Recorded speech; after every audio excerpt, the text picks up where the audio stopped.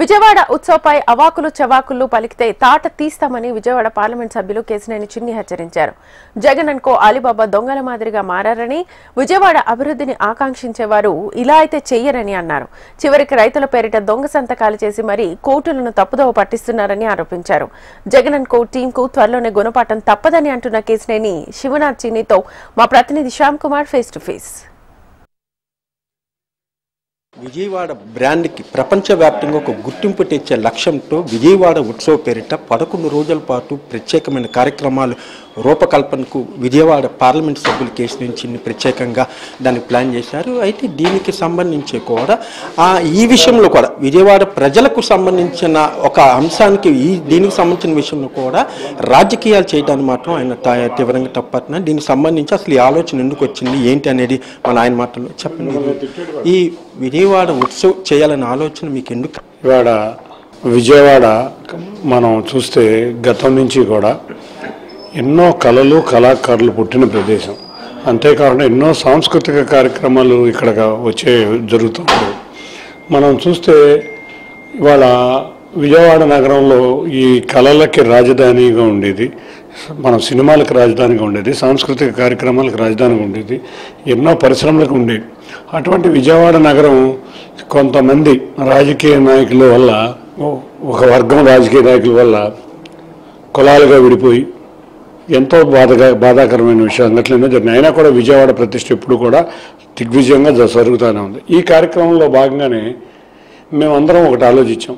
అమ్మవారి ఉత్సవాలు, కనకదుర్గ అమ్మవారి ఉత్సవాలు ప్రతి సంవత్సరం ఇంద్రకీలాద్రి మీద లక్షల కొద్ది భక్తులు వచ్చి దర్శించుకొని అమ్మవారిని దర్శించుకొని వెళ్తూ ఉంటారు. ఆ వచ్చిన భక్తులకి కొన్ని సాంస్కృతిక, కొన్ని వినోద, కొన్ని కవులను సత్కరించుకుని, కళాకారులను సత్కరించుకునే విధంగా ఏర్పాట్లు చేస్తే వాళ్ళకు కూడా ఒక మైసూరులో దసరా ఉత్సవాలు జరిగేటప్పుడు ఎన్ని కార్యక్రమాలు ఉంటాయో అటువంటి కార్యక్రమాలు పెడితే విజయవాడలో ఉన్న పేరు దేశ విదేశాల్లో ప్రతిష్ట విజయవాడ ప్రతిష్ట మరింత పెరుగుతుంది. అంతేకాకుండా ముఖ్యంగా ఈ విజయవాడ నగరంలో వ్యాపారస్తులకి కేంద్రమైన ఈ విజయవాడ నగరంలో చిరు వ్యాపారులు చాలామంది ఉన్నారు. గత 12 సంవత్సరాల క్రితం నుంచి దాకా మనకు ఒక ఎగ్జిబిషన్ ఇక్కడ నడిచేది. మా చిన్నప్పుడు కూడా ఎగ్జిబిషన్ చూసుకుంటూ తిరిగేవాళ్ళం. అటువంటి ఎగ్జిబిషన్లు కూడా ఇవాళ లేవు. ఇవాళ ప్రజలు కనుక నిజంగా ఎక్కడికన్నా బయటికి వెళ్ళాల్సి కుటుంబంతో వెళ్ళాలంటే పాపం మొన్న ఈ మధ్య ప్రకాశం బ్యారేజ్కి వరదొస్తే మొత్తం ట్రాఫిక్ బ్లాక్ అయిపోయే పరిస్థితిలో ఉన్నారు. పిల్లలు ఆడుకోవడానికి ప్రదేశాలు లేవు. ఇటువంటి పిల్లలకి నిజంగా చదువులే కాదు, చదువులతో పాటు కొంత వినోదం కూడా ఉండాలి, కొంచెం రిలాక్స్. కుటుంబం ఎప్పుడు బిజీగా ఉండే వ్యక్తులు కొంచెం రిలాక్సేషన్గా ఉండాలి. అంతేకాకుండా దసరా అమ్మవారి ఉత్సవాలకు వచ్చే ప్రజలు ఎంతో కొంత విజయవాడలో ఉన్న వ్యాపారస్తుల దగ్గర కొంత వ్యాపారం జరిగితే విజయవాడలో ఉన్న వ్యాపారస్తులు బాగుంటుందనే సదుద్దేశంతో ఏ విధంగా మైసూరులో, ఏ విధంగా హౌరాలో, ఏ విధంగా అహ్మదాబాద్లో, గుజరాత్లో జరుగుతాయో ఆ విధంగా అమ్మవారి ఉత్సవాల సమయంలో వచ్చిన భక్తులకి సౌకర్యాలు కల్పించాలనే సదుద్దేశంతో కొంతమంది వ్యక్తులందరూ కలిసి ఒక సొసైటీ ఫామ్ చేసి ఆ సొసైటీలో విజయవాడ ఉత్సవం తీసుకెళ్ళి విజయవాడ ప్రతిష్టను తీసుకెళ్దామనే విధంగా ఈ ఉత్సవాలు చేద్దామని మేమందరం తలంచి ఉత్సవ కార్యక్రమం మొదలుపెట్టాం. కానీ నిన్నటి నుంచి చూడవచ్చు, ఇవాళ పొద్దున్న కూడా మాజీ పేరు నేను విమర్శలు అంటే దమ్ముంటే నన్ను అరెస్ట్ చేయనంట. అంటే ఇప్పుడు ఆల్రెడీ రెడ్ బుక్ ఉంటేనే వీళ్ళకి భయం అంటారు. నిన్న మీరు అన్నట్టుగా రెడ్ బుక్ 2.0 అవసరం అంటారా? ఇవాళ కొంతమంది వ్యక్తులు, ఇందాక నేను చెప్పిన విధంగా కొంతమంది వ్యక్తులు దొంగ అని మన చంద్రబాబు నాయుడు గారిని ఏ విధంగా చేశారు, వీళ్ళు ఆ వ్యక్తి దేవాదాయ భూములు దోచుకున్నారు. 2007లోనే దోచుకున్నారు. అన్నీ మనం చూసాం. అసలు పేదలకు చెందిన బియ్యం,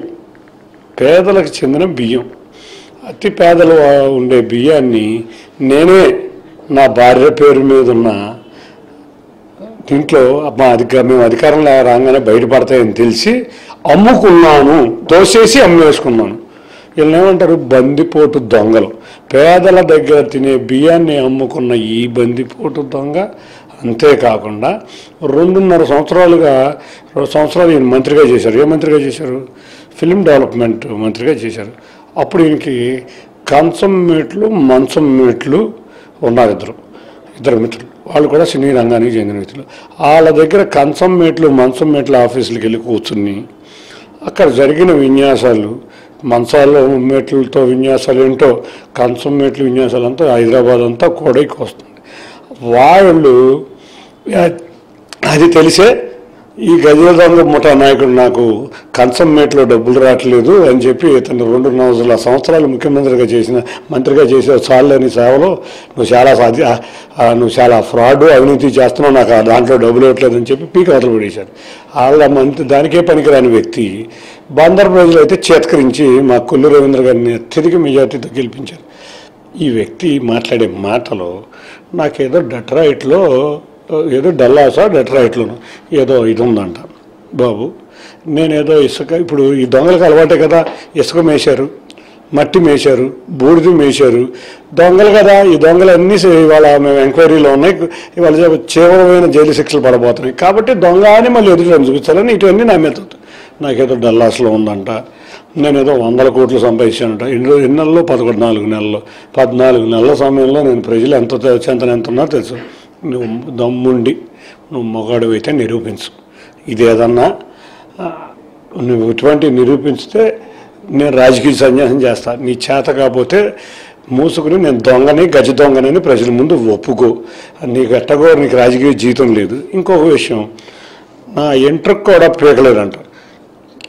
కనపడని వెంట్రుకు కూడా పీకలేని ఎదవరా నువ్వు, నీకు చెప్తున్నా. కనపడని వెంట్రుకలు కూడా పీకలేని నువ్వు, నా కనపడని వెంట్రుకలు కూడా పీకలేని వెదవి.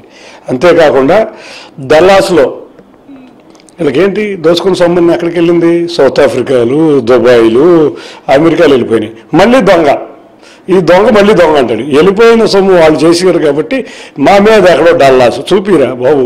డల్లాస్లో బ్యాంక్ అకౌంట్లు ఉంటాయి, అమెరికాలో డబ్బులు ఏమి ఇదిగా ఉండదు, అకౌంట్లు ఉంటాయి, ఇల్లు రిజిస్ట్రేషన్ ఉంటుందో, ఎవరి పేరు మీద ఉందో చూపి. నీవు చేతకాని చెత్తదద్దమ్మ మాటలు పెట్టు.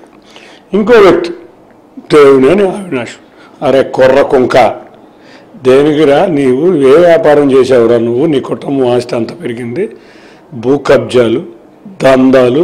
విజయవాడ నగరంలో నువ్వు దందా చేయని ప్రదేశం లేదు. ఇవాళ నీ కుటుంబం, నువ్వు నీ బాబు ఏం చేశారు, వ్యాపారాలు చేశారని సంపాదించారు. ఇక్కడ అన్నీ కూడా కబ్జాలు, కూనీకోర్లు. మీరు ప్రశాంతంగా ఉండే విజయవాడలో కుల రాజకీయ చిచ్చు పెట్టిన వెధవ కుటుంబం మీది. అందులో వాళ్ళ ప్రశాంతంగా అన్ని కుల మతాలు చక్కగా ఉండి విజయవాడ ప్రశాంతంగా వెళ్ళతంటే మళ్ళీ వీళ్ళకి కడుపు మంట వచ్చేసింది. ఇనోవా వేసుకుని బయటకు వచ్చారు. వీళ్ళు ప్రశాంతంగా ఉన్నారు. నువ్వు ఆక్యుపై చేయని స్ట్రీటే లేదు విజయవాడలో, నీ కుటుంబం ఆక్యుపై చేయని స్థలమే లేదు. కాబట్టి ప్రజా జీవితంలో కార్పొరేటర్ కూడా గెలవలేని వ్యక్తి ఎవడన్నా ఉన్నాడంటే అది దేవుడైన అవినాష్ అనేది చరిత్ర మొత్తం చెబుతుంది. ఎక్కడెక్కడో 3 సార్లు ఉంచున్నావు, 3 సార్లు నీ కుటుంబ చరిత్ర తెలుసు కాబట్టి విజయవాడ ప్రజలు దారుణమైన ఓటమి. నువ్వు ఎంపీ ఉంటే 10,000 ఓట్లు రాలే నీకు. నువ్వేందిరా చెప్పేది నాకు? ఈ పేరు నాని ఇంకోటి చెప్తాడు, వాళ్ళ అన్న ఉన్నాడంట, వాళ్ళ అన్న చాలా మంచోడంట. నిజమే, చాలా మంచోడు కాబట్టి విజయవాడ ప్రజలు కన్నీ విని చరిత్రలో ఎరుగని మెజార్టీ మీ అన్న మీద నాకు 2,85,000 మెజార్టీ చరిత్ర సృష్టించారు. కాబట్టే మీరు అందరూ దొంగలు. ఇంకో వ్యక్తి దేవాదాయ శాఖ మంత్రిగా చేశాడు. ఈయన ఏం చెబుతాడంటే దేవాదాయ భూములు కబ్జా చేస్తున్నామంట, దేవాదాయాలను పరిరక్షించాలంట. ఏమయ్యా, నీ మంత్రి పదవి కింద ఉన్నప్పుడు 154 దేవాలయ విగ్రహాలు ధ్వంసమైనవి. అంతేకాకుండా నీ నియోజకవర్గంలో మనం అందరం ఆలోచించే కనకదుర్గమ్మ అమ్మవారి వెండి సింహాలు మిస్ అయిపోయినాయి. ఏ రోజన్నా నువ్వు దాన్ని పరిష్కరించావా? నీకు తెలుసు, నీ నియోజకవర్గంలో జరిగిన దారుణాలు నీకు తెలుసు కాబట్టి నువ్వేం చేసావంటే పారిపోయి పక్క నియోజకవర్గంలో కూర్చున్నావు. పక్క నియోజకవర్గంలో ప్రజలు ఏం చేశారంటే కృష్ణా జిల్లా, ఉమ్మడి కృష్ణా జిల్లాలో అత్యధిక మెజార్టీ బోండా ఉమా గారిని 70,000తో గెలిపించి నీకు దారుణమైన పరాభం. అంటే మీరు చేసిన అన్యాయాలు ప్రజలు గమనించారు కదా, దాని గురించే కదా ఇది చేసేది. ఎందుకే నేను చెప్పేది, వీళ్ళందరికీ కూడా దొంగని మేము ఇంకొకటి చెప్తున్నాం. అక్కడ పవిత్రమైన ప్రదేశం, దేవాదాయ భావములు తీసుకున్నాం. ఈ దేవాదాయ మనిషిగా చేసి దేవాదాయ కబ్జాలు చేసి ఇంకో పేరు కూడా ఉంది నీకు, చెప్పలు. అందరికీ తెలుసు విజయవాడ మేము పవిత్రంగా ఎక్కడ నాన్ వెజ్ అనేది ఎక్కడ ఒక్క రెస్టారెంట్కి ఇవ్వట్ల దేవాదాయ భూముల్లో కానీ అక్కడ ఉండే ఉత్సవాల సమయంలో పవిత్రంగా ఉంచబోతున్నాం. ఎక్కడ కూడా నాన్ వెజ్ ఉంచట్లా. అది కూడా ఆధ్యాత్మిక చింతన ఉండే విధంగా పున్నమి ఘాట్లో కానీ మరి తుమ్మలపల్లి కళాక్షేత్రం కానీ అంతేకాకుండా ఘంటసాల కానీ ఎగ్జిబిషన్ గ్రౌండ్లో పిల్లలకి వినోదం ఉండాలి కాబట్టి కొన్ని సినిమా కార్యక్రమాలు కళాకారులు గౌరవించుకోవడం తప్పే ఉంది. వాళ్ళ దేశం మొత్తం మీద కళాకారులను గౌరవించడం. వాళ్ళ విజయవాడ సినిమా రాజధాని మనకు తెలిస్తే సినీ రంగం పుట్టింది ఎక్కడి నుంచి. ఆ రోజు ఏదైనా సినిమా హిట్ అవ్వాలంటే విజయవాడలో హిట్ టాక్ వస్తే రాష్ట్రం అంతా హిట్. అటువంటి దాంట్లో మళ్ళీ సినిమా పరిశ్రమ ఇక్కడ తీసుకురావడంలో తప్పే ఉంది. 11 రోజులు సినిమా కార్యక్రమాలు చిన్నపిల్లల కోసం ఎగ్జిబిషన్లో పెట్టడం అలవాటు చేసాం. ఇటువంటివన్నీ చూసి వాళ్ళకి విషం సైకోలు కాబట్టి ప్రజలు ఆనందంగా ఉన్నారు. సైకోలకి ఏం చేస్తారు, కోపం వచ్చింది. కోపం వచ్చారు కాబట్టి విషం అంతా వెళ్ళగట్టారు. కానీ ఒక్కడి గుర్తుంచుకోండి, విజయవాడ ఉత్సవం బ్రహ్మాండంగా జరగబోతుంది. విజయవాడ చూస్తే నిన్నటి నుంచి లాయర్లు ర్యాలీ చేశారు, ఛాంబర్ ఆఫ్ కామర్స్ ర్యాలీ చేశారు. ఎక్కడికక్కడ ప్రజలు స్వచ్ఛందంగా వచ్చి ఫ్లాష్ మాబ్స్ పెడుతున్నారు. ఎక్కడికక్కడ చూసారో లేదో సిటీ అంతా ఫ్లాష్ మాబ్స్ పెట్టారు. ఎక్కడికక్కడ బైక్ ర్యాలీలు చేస్తున్నారు. ఎంత అవేర్నెస్ అంతే. ప్రజలందరూ కూడా ఒక ఎంటర్టైన్మెంట్ కావాలని చాలా ఆనందంగా ఉన్నారు. కాబట్టి వాళ్ళ ప్రజలు విజయవాడ ఉత్సవం కోరుకుంటున్నారు. అమ్మవారి ఆశీస్సులతో వెంకటేశ్వర స్వామి మచిలీపట్నం ఉన్న బడుగుపేట సమీపంలో ఉన్న వెంకటేశ్వర స్వామి ఆశీస్సులతో న్యాయం గెలిచింది. ఇంకో మాట అంటాడు ఈ పేరుని. మొదటి రోజు జడ్జి గారు బాగా ఇచ్చారు, రెండో రోజు అంటే హైదరాబాద్ నుంచి ఏదో జడ్జి వచ్చారంట. అంటే న్యాయస్థానాల దగ్గర నువ్వు దొంగ ఎఫిడవిట్లు చేసింది తెలియదా మాకు. ఇవాళ రైతులు నీ మీద క్రిమినల్ కేసు పెట్టబోతున్నారని తెలిసి మళ్ళీ ఒక డ్రామా మొదలు పెట్టారు వాళ్ళు మా పొద్దు నుంచి. ఎట్టాగో దొంగ ఎఫిడవిట్లకి న్యాయస్థానాల్లో ఎవడైతే దొంగ ఎఫిడవిట్లు సంతకం పెట్టారో పెట్టించిన లాయర్లు ఎవరున్నారో వాళ్ళందరి మీద క్రిమినల్ కేసులు పెడతాం. మాకు న్యాయస్థానాల మీద గౌరవం ఉంది. అంటే నువ్వేమంటున్నావు, చీఫ్ జస్టిస్ని నువ్వు ఎవరి దగ్గర విని జడ్జిమెంట్ ఇచ్చారంటున్నావా? అంటే అంటే ఎంత ధైర్యానికి నీవు చేస్తున్నావు. దీన్ని కూడా కోర్టులో మేము రిఫర్ చేయబోతున్నాం. తప్పకుండా స్వామివారి ఆశీస్సులతో అమ్మవారి ఆశీస్సులతో న్యాయస్థానంలో న్యాయం గెలిచింది. తప్పకుండా విజయవాడ ప్రజలు వైబ్రెంట్ సిటీ ఆఫ్ విజయవాడ, అందరు ఎంటర్ప్రినర్ సిటీ ఆఫ్ విజయవాడ, ప్రజల మమేకంతో ప్రజల సహాయంతో విజయవాడ ఉత్సవం బ్రహ్మాండంగా అమ్మవారి ఆశీస్సులతో దుర్గా అమ్మవారి నవరాత్రుల సందర్భంగా జరిగే ఉత్సవాల సందర్భంగా విజయవాడ ఉత్సవం కూడా తప్పకుండా బ్రహ్మాండంగా ఉండబోతుంది. ఎవరు ఎన్ని కుట్రలు కుతంత్రాలు చేసినా విజయవాడ ఉత్సవం మాత్రం విజయవాడని పేరు తలదన్నే రీతిలో నిర్వహించి తీరటం.